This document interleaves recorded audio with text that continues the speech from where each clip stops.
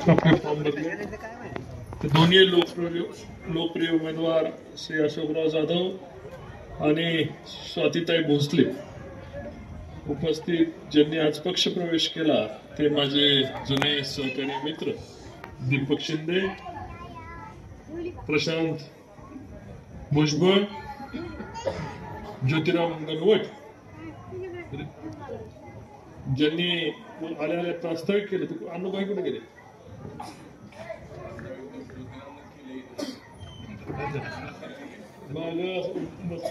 उपस्थित असणारे दादांना बघितलं होतं, धनंजय दादा, अमोल, ग्रामपंचायत सदस्य अमोल. आता सर्वांची नावं घेणं अपेक्षित आहे, पण माझ्याकडनं काय नाव राहून गेली. आमचा सरपंच बंडू,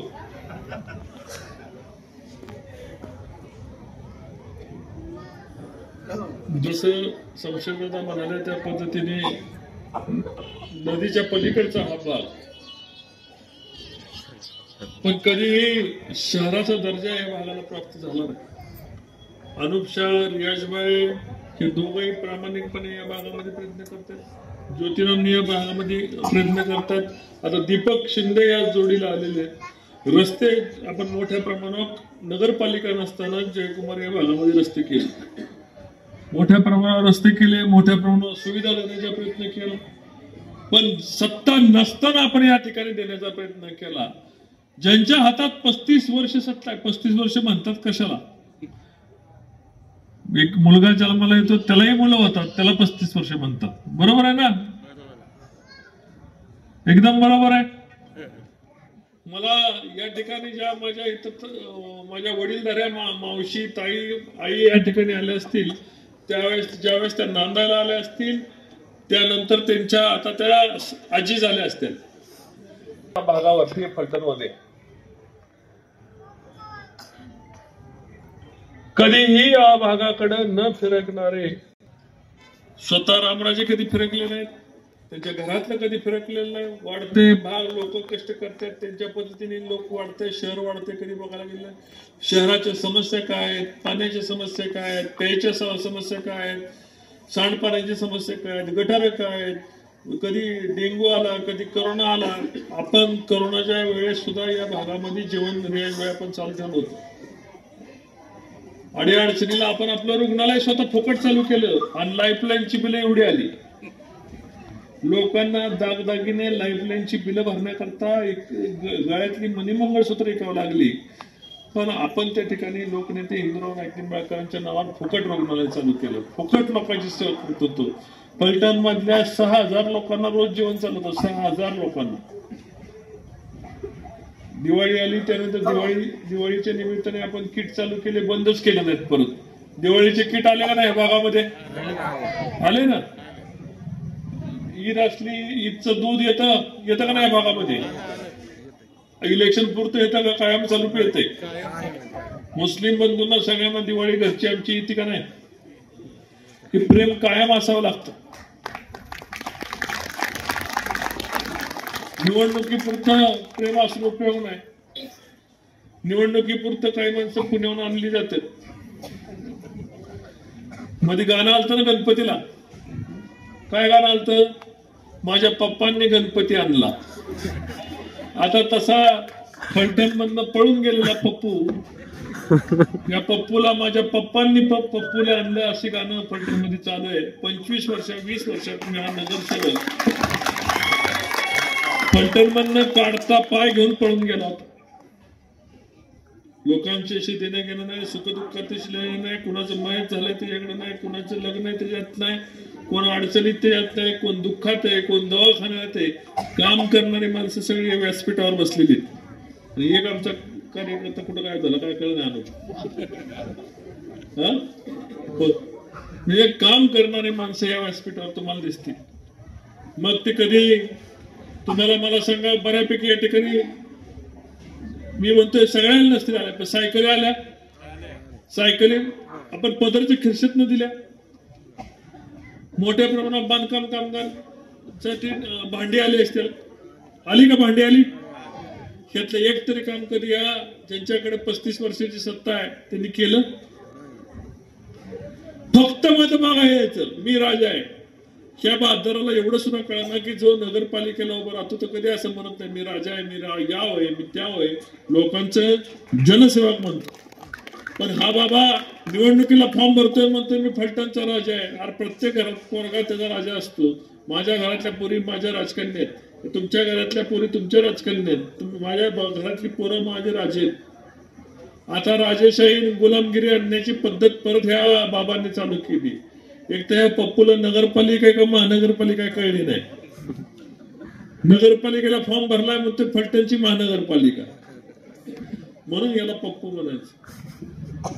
ह्या पप्पू नगरपालिकेला निवडून आला, अनुप शेंनी त्याच्यावर तक्रार दाखल केली, नगरपालिकेत कधी फिरकलाच नाही. आता याची परिस्थिती अशी आहे की यांनी स्वतःचे उमेदवार जे उभे केलेत ना 27, त्यांना जरी ओळखून दाखवलं तरी आपण म्हणाल ते हरवू. 27 उमेदवार नावं सांगून त्यांनी सांगायची ही यांची नावं, यांची उमेदवार त्याला ओळखून दाखवायचं. वॉर्ड नंबर 7 मध्ये येऊन इथं सांगायचं 7चा भाग आहे का 8चा भाग आहे का 9चा भाग आहे, कुठला भाग आहे ह्या महाभागाला कळणारच नाही. कारण महाभाग कधी फलटण मध्ये थांबलाच नाही. गाडी काढायची फलटणला, निवडणुकीला 5 वर्षात यायचं, मतं मागायची आणि परत जायचं. थांबायचं, फलटणला मुक्काम करायचा, लोकांची कामं करायची, या महाभागाला कधी कळलं नाही. 24 तास नगरपालिकेमध्ये काम करणारी लोक या ठिकाणी तुम्हाला भेटतील. नगराध्यक्ष तुम्हाला वर्षातनं 5 वेळा तरी तुम्हाला इथं दिसतोय, उमेदवार आपला दिसतो का नाही? सामान्य कुणाच्या कुठं कधी लवलेश शमशेररावच्या डोक्यात नसतो की मी यावं मी त्यावं. काय ते नगरसेवक असलं काय नसलं काय कायम सेवक आहे. त्यामुळं अशा कायमच्या सेवकाला आपल्याला समोरच्या पप्पूचं डिपॉझिट घालून निवडून आणायचं. काय करायचंय? मी आता शहरामधला अंदाज घेतलाय, 27 पैकी 26 ठिकाणी भारतीय जनता पार्टी आणि घड्याळाच्या चिन्हावर 70-75% लाट आहे. एकाच ठिकाणी फक्त 50-50% दाखवते. उद्या 2 दिवसात दुरुस्त करून ती पण मी 80% पुढे गेली. म्हणजे 27-0 तर होणारच आहे. पण पप्पूला आम्ही पाडायची गरज नाही, पप्पूला पाडणार तुम्ही. 30 वर्ष यांच्या पप्पाला संधी दिली का नाही? मग पप्पा याचं काय करू शकला नाही तर पप्पू काय करणार आहे? त्यामुळे पप्पूचं डिपॉझिट जाणार आहे. मी आज सांगतो 3 तारखेला पप्पूचं डिपॉझिट जाऊन सर्वसामान्य माझ्या भगिनी, लाडक्या बहिणी माझ्या दिवाळी साजरी करताना दिसतात. आमदार साहेब विकास बोलले, आपण रेल्वे आणली, आपण रस्ते केले, आपण पाण्याचे प्रश्न सोडवले, अशासकीय भवन आणलं, फलटणला स्वतःचा नंबर आणला, आरटीओ ऑफिस आणलं, सेशन कोर्ट आणलं, या ठिकाणी पोलीस स्टेशनची इमारती बदलल्या, गिरवी फलटण रस्ता, आदरकी तुमचा समोरचा रस्ता सुद्धा आपणच चालू केलेला आहे. पुष्यगाव रस्ता सुद्धा आपणच करतोय, उपळवे रस्ता सुद्धा आपण करतोय, इकडं डवळपाटी ते सीताबाईचा घाट आपणच करतोय. ह्यातलं एक तरी काम त्यांना करता आलं. 35 वर्ष मुख्यमंत्र्यापेक्षा जास्त मोठी ताकद होती, 10 वर्ष सभापतीमध्ये 1 नंबरचा प्रोटोकॉल असतो मुख्यमंत्र्यापेक्षा जास्त. पण या माणसाने निगेटिव्ह करायचं, ह्याला अडकवा.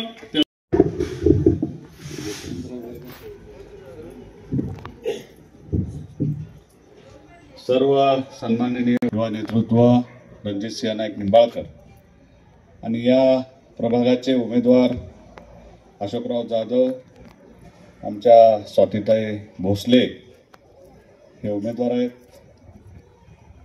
संशयदादा आहेत. आणि पहिलं कौतुक तर दीपकरावचं करावं लागेल मला. दीपकरावने चांगला निर्णय घेतला. दादांनी सांगितल्यानंतर दादांच्या विचाराला सहमती देऊन या विभागाचं नंदनवन करण्यासाठी, या विभागाला ज्या समस्यांनी ग्रासले त्या समस्या सोडवण्यासाठी दीपकरावनी जो निर्णय घेतला त्याबद्दल त्यांचं पहिल्यांदा मी अभिनंदन करतो. गेले 30 वर्ष ज्यांच्या हातामध्ये सत्ता होती, ज्यांनी 30 वर्ष तालुक्याला, फलटण शहराला लुटण्याचं काम केलं, आता त्यांना घरी घालवण्याची तर वेळ आता आलेली आहे. आपण आपले सगळे उमेदवार सक्षम आणि चांगले आहेत. दादांचं नेतृत्व या फलटण तालुक्याला चांगलं लाभलेलं आहे. दादाने फलटण तालुक्यामध्ये आणि फलटण शहरामध्ये प्रचंड असं विकास काम केलेलं आहे. या फलटण शहरामध्ये, फलटण तालुक्यामध्ये शेतकऱ्यांच्या शेतीला पाणी मिळावं म्हणून धोम मलकवडी बारमाही केलं. मीरा देवधरचं पाणी आपलं बारमाही आणलं की गेले 23 वर्ष या भागाला पाणी नव्हतं आणि ते पाणी आणण्याचं काम दादांच्या माध्यमातून झालं.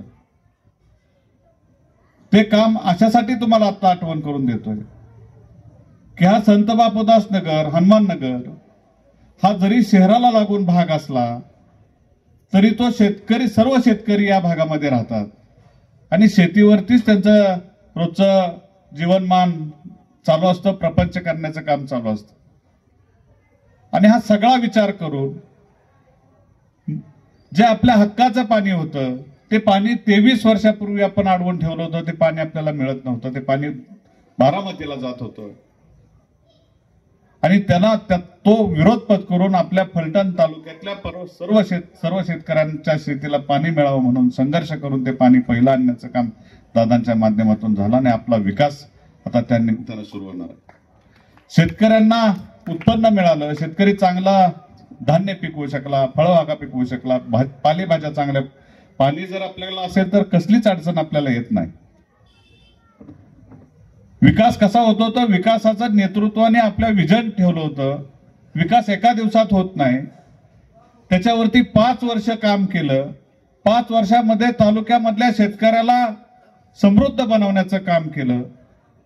शेतीमध्ये पाणी असेल तर पाणी असल्यानंतर पिकं चांगल्या पद्धतीने येतील, माझ्या शेतकऱ्याला चांगले पैसे मिळतील. मिळणारे पैसे अजून जास्त कसे मिळाले पाहिजे त्यासाठी त्यांनी रेल्वेच फलटण शहरामध्ये आणली की ती रेल्वे फलटण जंक्शन होतंय, कन्याकुमारी पासून काश्मीर पर्यंत रेल्वे आपल्या फलटण मधून जाणार आहे. आणि मग रेल्वे कशासाठी आणली विरोधक ओरडत होते. रेल्वेचं काय काम आहे? रेल्वेचं काम त्यांना कधीच कळणार नाही. त्यांना विकास कसा करायचा असतो तो कधीच कळणार नाही.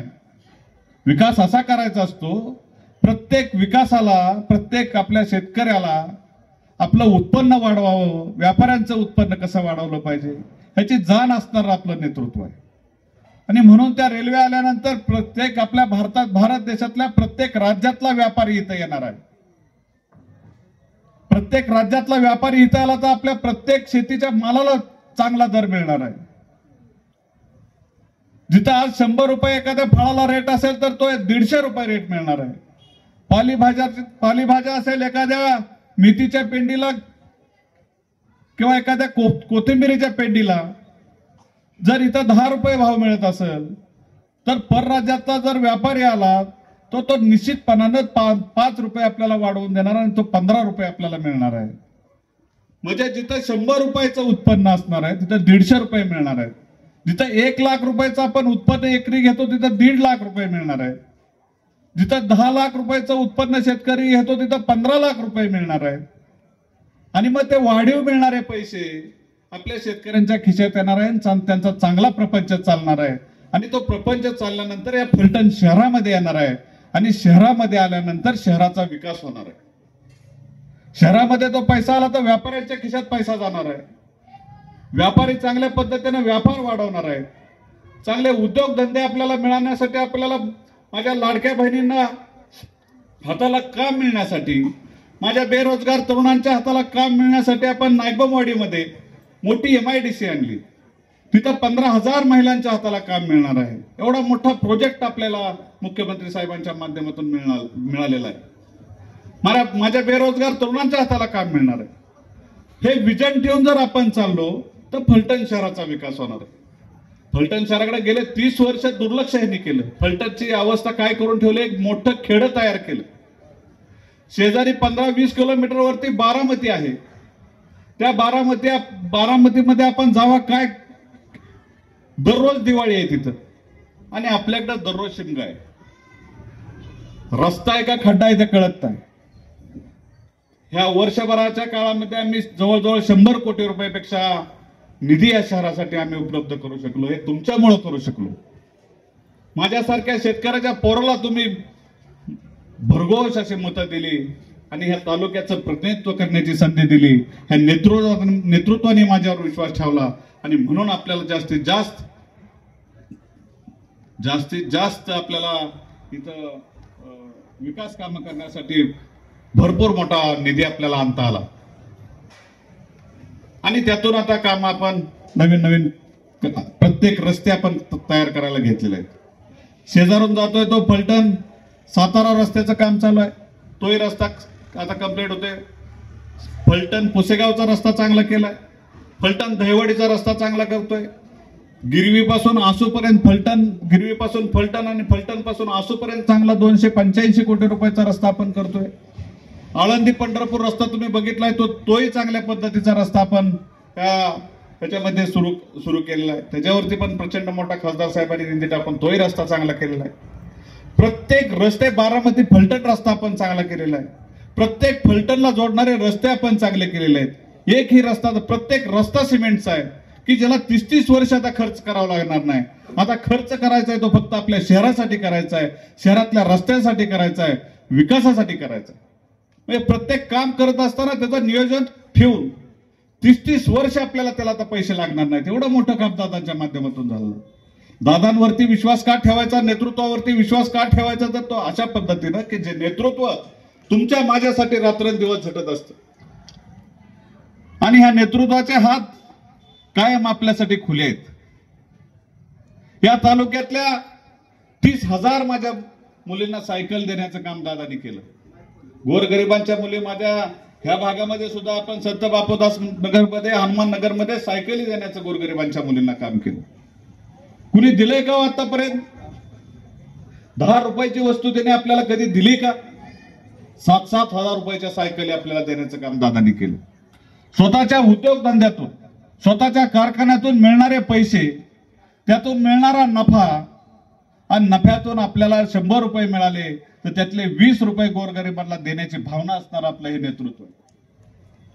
गोरगरिबांची दिवाळी चांगली व्हावी, गोरगरिबांची दिवाळी गोड व्हावी.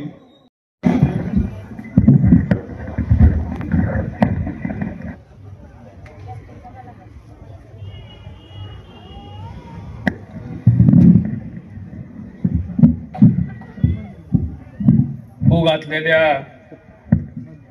नगरपालिकेच्या निवडणुकीच्या या प्रचारासाठी उपस्थित असलेले या तालुक्याचे झुंजार कर्तव्यदक्ष आमदार, ज्यांच्या कारकिर्दीला आज 1 वर्ष पूर्ण झालं,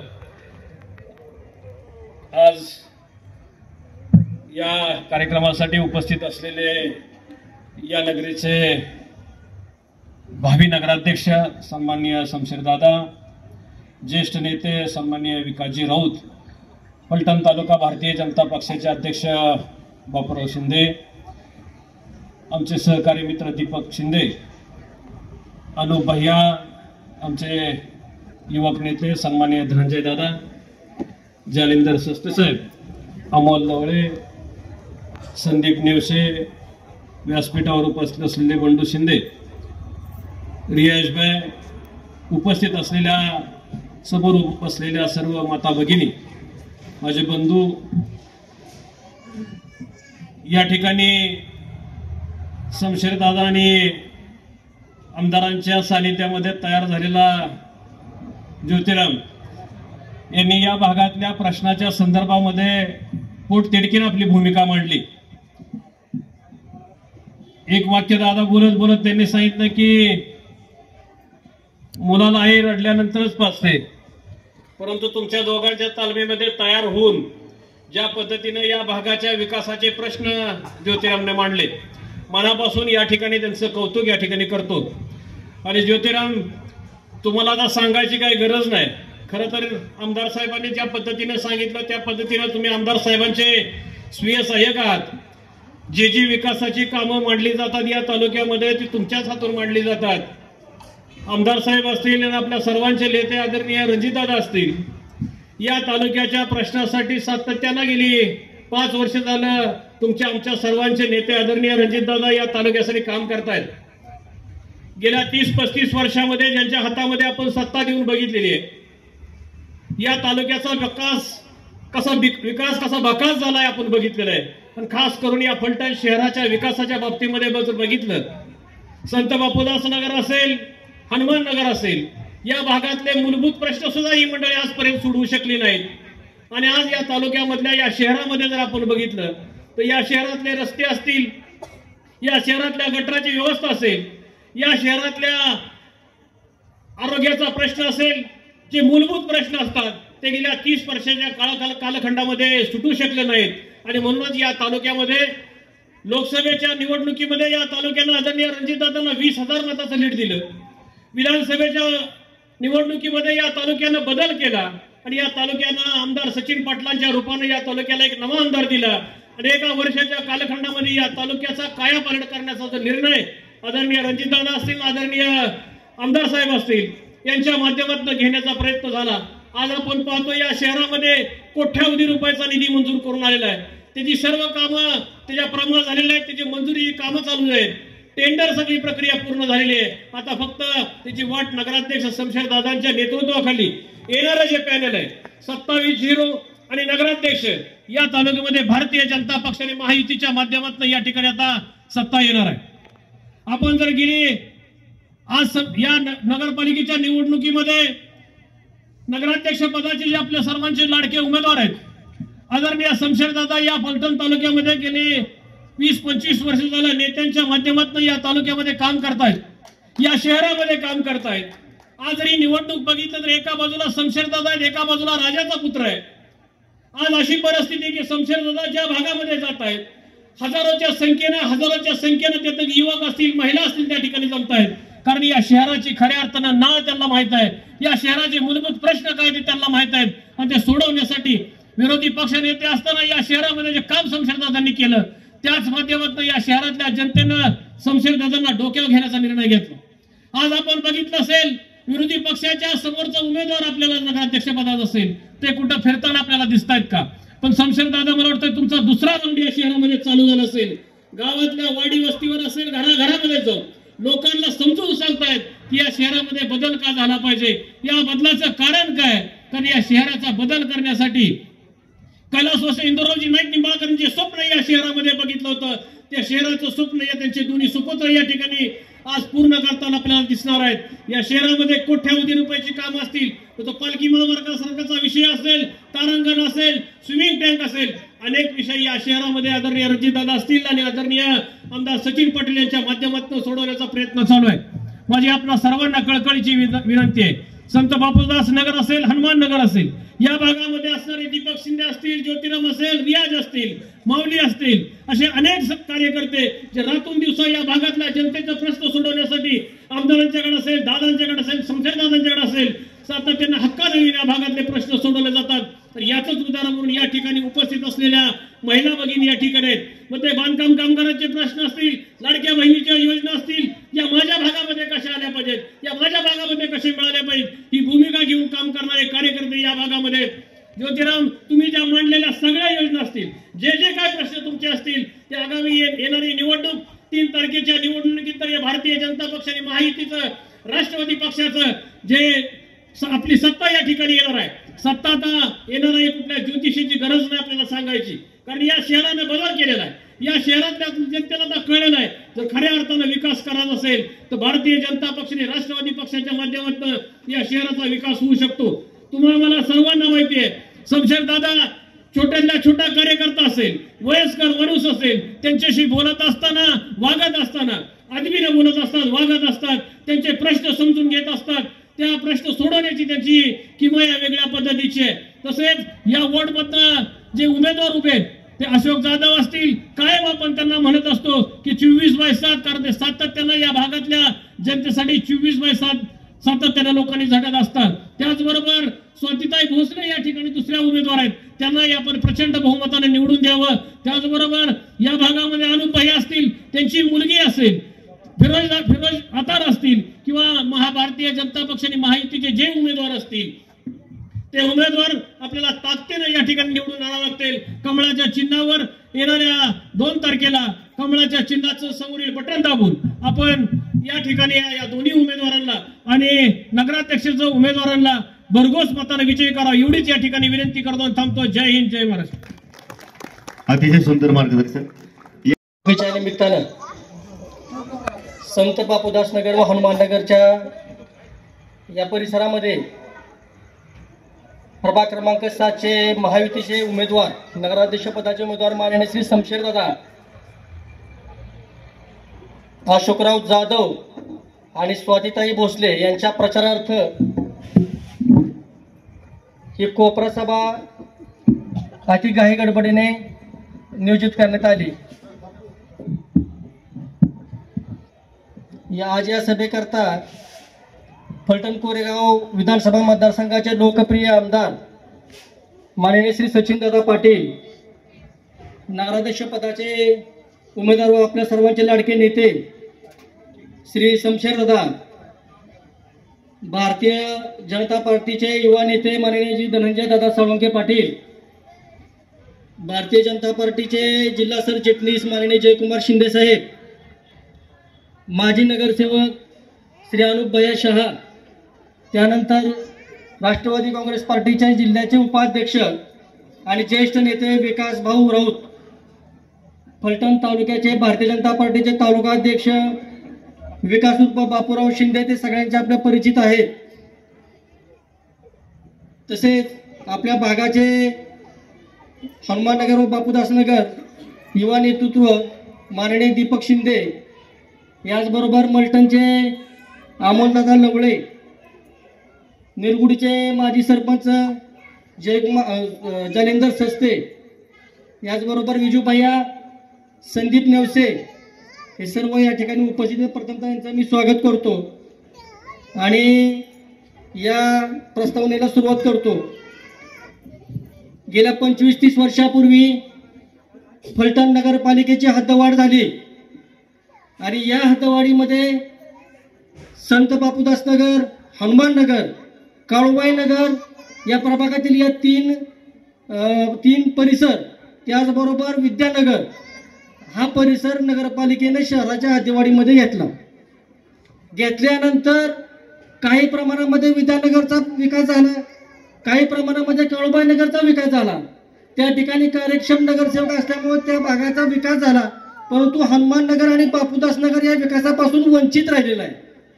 मागील 25-30 वर्षापासून आमचा बापूदास नगर असेल, हनुमान नगर असेल, या परिसरातली सर्व नागरिक यांच्यावरती होणारा हा अन्याय, दादांना सांगतो, आमदार साहेबांना, नगरपालिकेत बापूदास नगर मधून आलोय म्हटलं की पर्यंत नगरपालिकेचे अधिकारी हसतात आम्हाला. आणि ते आता दादा ती मी तुमच्या कृपेने आणि आमदार नाही, मी तुमचा सेवक आहे. आणि हनुमान नगर मधील सुद्धा परिसरातली लोक गेली तर हीच परिस्थिती, त्याच्यामध्ये काही वावगं नाही. आणि या हद्दवाढ झाल्यानंतर रणजितदादांच्या भाषणातून मी बरेच वेळा मुद्दे ऐकलेले की सिस्टीम जर बदलायची असेल तर सिस्टीममध्ये जाणं आपल्याला फार महत्वाचं आहे. म्हणून मागच्या वेळेला 9-10 वर्षापूर्वीची निवडणूक झाली. मागच्या काळामध्ये मध्यंतरीच्या काळामध्ये प्रशासक होता आणि मागच्या निवडणुकीच्या काळामध्ये दीपक शिंदेंना रणजितदादांनी संधी दिली होती, पण काय कारणास्तव आम्हाला अपयश आलं आणि अपयश आल्यानंतर तर आमची अवस्था फारच वाईट झाली. आता आम्हाला कोण बघेलच आमच्याकडे, अशी अवस्था आहे. म्हणून ह्या 2025 निवडणुकीसाठी आम्ही मागणी केली होती पक्षाकडे मागणी केल्यानंतर काही कारणास्तव नेत्यांना गणित जुळवायचे असतात आणि लढाई जिंकायचीच असते, ह्या हिशोबाने त्यांनाही गणित जुळवायचे असतात. त्यामुळे आम्हाला संधी मिळाली नाही, पण तरी सुद्धा आम्ही कुणीही नाराज नाही. संत बापूदास नगर, हनुमान नगर हा परिसर कायम दादा तुमच्या बरोबर आहे. मागील 25-30 वर्ष तुमच्या वाट्यात टाकलेला आहे. आता तुमचा वाटा फक्त फटका ठेवू नका, आमच्या खिसे आम्ही सेफ ठेवलेत. तुम्ही द्याल ते आमच्या खिशात आम्ही घालायला तयार आहे, फक्त कुठं कमी पडून देऊ नका. साहेब आता तुमच्या झाल्या पाहिजेत, नुसतं मी टाकून काय करू.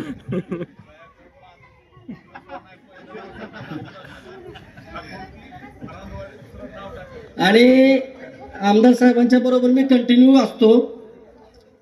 त्यांच्या प्रत्येक भाषणं मी पाहिलेली आहेत, स्वतःच्या कानानं ऐकलेली आहेत. मी बरोबरच असतो. त्यांच्या भाषणात ते प्रत्येक वेळी सांगतात की बाळ जर रडलं तरच त्याच्या आईला कळतं की बाबा ह्याला भूक लागली. आता हे बाळ 25-30 वर्षाचं भुकील आहे. आता ते लय रडणार आहे, तुम्हाला लक्षात घ्यावं लागणार आहे. प्रथमतः दादा तुम्हाला सांगतो, काही प्रमाणात हनुमाननगरचा लेआउट तयार झाला, काळूबाई नगरचा लेआउट तयार झाला, विद्यानगरचा लेआउट तयार झाला, परंतु अद्याप संत बापूदास नगरमध्ये कोणत्याही प्रकारचा लेआउट तयार झाला नाही. आणि त्याच्यामुळं आमच्या संत बापूदास नगरमधल्या लोकांना जर घरकुल घ्यायचं म्हणलं तर आम्हाला घरकुल मिळत नाहीत. दुसरी गोष्ट, जर कोणाला गृहकर्ज घ्यायचं असेल तर गृहकर्ज सुद्धा आम्हाला मिळत नाही. त्याचं कारण असं की आमची जमिनी सातबाऱ्यावर जातो. हा लेआउटचा प्रश्न पहिला आमचा मार्गी लावून द्या. आणि ते तुमच्या हातात आहे, तुम्ही 10 मिनिटात आणलं तर ते होऊ शकतं. दुसरी गोष्ट अशी आहे, संत बापूदास नगरमधील परिसरातील लोक असतील, हनुमान नगर परिसरातील लोक असतील, यांचा सगळ्यात मोठा प्रश्न स्मशानभूमीचा आहे.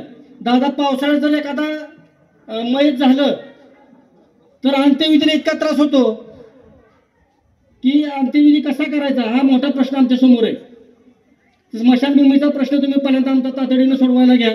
लेआउटचा प्रश्न आमचा आहे, तो लेआउटचा प्रश्न पहिल्यांदा सोडवायला घ्या. हे दोन्ही मुद्दे संशयात आहेतच नगराध्यक्ष. आता ते देतील आम्हाला स्मशानभूमी, पण स्मशानभूमी फार महत्वाची आहे दादा. स्मशानभूमी नसेल तर अडचणीचं सगळं ठरणार आहे. ह्या स्मशानभूमीचा प्रश्न पहिला आमचा झाला पाहिजे. लेआउटचा प्रश्न आमचा पहिल्यांदा मार्गी काढा. नगराध्यक्ष म्हणून तुमच्याकडे अधिकार आहेत, 50% फंड तुम्ही वापरू शकता. लेआउटला आमच्याकडे पैसे नाहीत, तुम्ही पैसे द्या आणि खर्च करून आम्हाला लेआउट तयार करून द्या. त्याच्यानंतर स्मशानभूमी झाली. दादा, इथली काही जमीन बॉटनिकल गार्डनसाठी आरक्षित आहे. अनुबाईंना त्यातली चांगली माहिती आहे. ही जमीन बॉटनिकल गार्डनसाठी आरक्षित आहे. आमच्या बापूदास नगरला, संत बापूदास नगर आणि हनुमान नगर परिसरातील लोकांना, मुलांना, वृद्ध लोकांना खेळण्यासाठी किंवा बसण्यासाठी गार्डन इथं नाहीये. तुम्ही तारांगण फार मोठं आणलंय, पण ते मल्टनमध्ये आहे. आमची लोक तिकडे जायला लांब होणार आहे. त्यामुळे गार्डन इथं व्हावी. तुम्हाला गार्डन जर जमत नसेल द्यायला तर त्याला एक ऑप्शन आम्ही काढलाय. संत बापूदास नगरच्या विशी पासून ते बापूदास नगरपर्यंत जो रस्ता जातो तो सुशोभीकरणासहित काँक्रिटीकरण करून द्या. त्याच्या साईडला जर गार्डन केली तर आम्हाला वेगळ्या गार्डनची आवश्यकता नाही, जेणेकरून तिथं लोक, मुलं खेळू शकतात, तिथं फिरायला जाऊ शकतात. हा एक फार मोठा आमच्या पुढचा प्रश्न आहे. त्याचबरोबर बापूदास नगरमधील 25-30 वर्ष झालं आम्ही नगरपालिका हद्दीत येऊन, पण 4-5 घरं नगरपालिकेच्या सुखसुविधेपासून अजूनही वंचित आहेत. नाळे कुटुंब असतील, भुजबळ कुटुंब असतील, त्यांच्याकडे अजून नगरपालिकेचं पाणी नाहीये दादा. त्यांना सिंगल फेज लाईट नाहीये. त्यांना कोणत्याही प्रकारची नगरपालिकेची सुखसुविधा मिळत नाही. कचऱ्याचं व्यवस्थापन तिथं होत नाही. रस्त्याची तिथं अडचण आहे. तिथं वादविवाद चालू आहेत. पण ती जर तुम्ही पुढाकार घेतला तर ते समजुतीनं बाहेर निघून तिथला सगळा विकास होऊ शकतो आणि त्या 4-5 कुटुंबांना तो न्याय मिळू शकतो. तो फार दिवसापासूनचा वंचित प्रश्न आहे. त्याच्यावरती तातडीनं लक्ष घालावं आपण नगरपालिका इलेक्शन झाल्यानंतर आणि तो सोडवावा. तिथं स्ट्रीट लाईट सुद्धा नाहीये. ती 4-5 घरं जर आमची नगरपालिकेतून, ते महसूल मात्र नगरपालिकेला भरतायत, कर सगळा नगरपालिकेला भरतात, पण पाणी नाही नगरपालिकेचं, रस्ता नाही, स्ट्रीट लाईट नाहीयेत, कोणत्याही प्रकारची नगरपालिकेच्या सुखसुविधा त्यांना मिळत नाहीत. तर तोही प्रश्न आपण तातडीनं हातात घ्यावा आणि संपवा. बाकी खासदार साहेबांनी या ठिकाणी खासदार असताना खासदार फंडातून अंतर्गत काँक्रीटीकरण रस्ते टाकलेले आहेत. ते रस्ते पूर्ण झालेले आहेत, पण ड्रेनेजचा फार मोठा प्रश्न आहे. पावसाळ्यामध्ये वरच्या इथं शेती भाग असल्यामुळं तिथून शेतीचं पाणी सगळं या बापूदास नगरमध्ये येतं आणि ड्रेनेजचा फार मोठा प्रश्न होतो, चिखल होतो. आज काँक्रीटीकरण